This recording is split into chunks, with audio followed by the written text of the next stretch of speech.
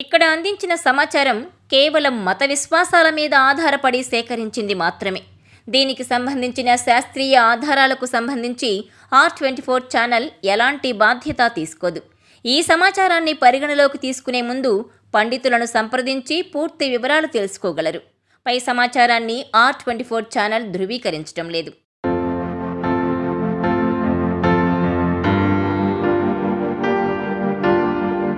ఒక్కోసారి ఏళ్లుగా కూడబెట్టుకున్న డబ్బు కూడా పూర్తిగా ఖర్చయిపోయి రోడ్డున పడుతుంటారు. అలాంటి పరిస్థితులు ఎదురైనప్పుడు ఏం చేయాలో పాలుపోదు. సంపాదించిన డబ్బు నిలవదు, లేదా సంపాదనే ఉండదు.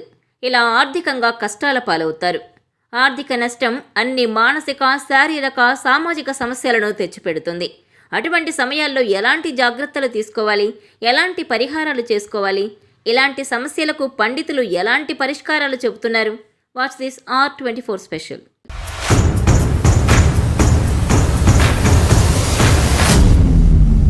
ఇంటి ఇల్లాలు సూర్యోదయానికి ముందే నిద్రలేచి ఇంటి ప్రధాన ద్వారం దగ్గర శుభ్రం చేసి రాగి పాత్రతో నీళ్లు చల్లి ముగ్గు పెట్టుకుంటే లక్ష్మీదేవి సంతోషిస్తుందట. అటువంటి ఇంట్లోకి ఎప్పుడూ పేదరికం రాదని శాస్త్రం. బుధవారాన్ని లక్ష్మీ ఆగమన దినంగా భావిస్తారు. అందుకే బుధవారం రోజున ఎటువంటి చెల్లింపులు చేయకూడదని సూచిస్తున్నారు. అప్పు చెల్లించటం లేదా అప్పు ఇవ్వడం వంటివి చేయకూడదు. ఈ రోజున చేసే ఖర్చు డబ్బు రాకకు ఆటంకం కలిగిస్తుంది.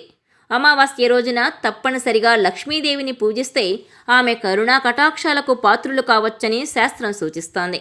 కనుక అమావాస్య నాడు తప్పనిసరిగా లక్ష్మీదేవి ఆరాధన చేయాలి. గురువారం రోజు అకస్మాత్తుగా పెద్ద మొత్తంలో ధనలాభం జరిగితే దానిలో కొంత భాగం దానం చేయడం వల్ల ఇంట్లో లక్ష్మీదేవి ఎప్పటికీ నిలిచి ఉంటుంది. అప్పు చెల్లించాల్సి ఉంటే మంగళవారం రోజున అప్పు తిరిగి చెల్లించడం మొదలుపెట్టండి. త్వరలోనే ఆ అప్పు తీరిపోతుంది. ఉదయం ఇంటిని శుభ్రం చేయకుండా బ్రేక్ఫాస్ట్ చేయకూడదు. ఎంత ఉదయాన్నే బయటకు వెళ్లాల్సి వచ్చినా సరే ఇంటిని శుభ్రం చేయకుండా తాళం వేసి బయటకు వెళ్ళకూడదు. ప్రతి శనివారం ఇంట్లోని చెత్తను శుభ్రం చేసుకోవాలి. పనికిరాని వస్తువులను బయటపడేయాలి.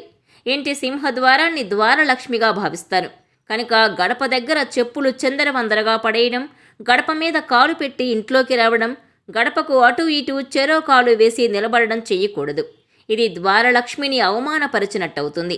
పసుపు కుంకుమలు ఉన్న గడపలు లక్ష్మీదేవికి ఆహ్వానం పలుకుతాయని శాస్త్రం చెబుతోంది. చిల్లర నాణేలను, పువ్వులను, అన్నాన్ని నిర్లక్ష్యంగా పడేసేవారికి లక్ష్మీ అనుగ్రహం ఎన్నటికీ లభించదు. కనుక వీటి విషయంలో నిర్లక్ష్యం కూడదు. చిల్లర డబ్బులను జాగ్రత్త చేసుకోవాలి. పువ్వులను కూడా దారిలో పడేయడం చేయకూడదు. తినగలిగినంత మాత్రమే అన్నం వండుకోవాలి. అంతే వడ్డించుకోవాలి. ఎక్కువ తక్కువ వడ్డించుకొని పడేయకూడదు. వీటిలో కొన్ని పరిష్కారాలైనా ఫాలో అయితే మీ ఆర్థిక సమస్యలను కొంతైనా తగ్గించుకున్నట్లవుతుందనేది శాస్త్రం చెబుతున్న సత్యం.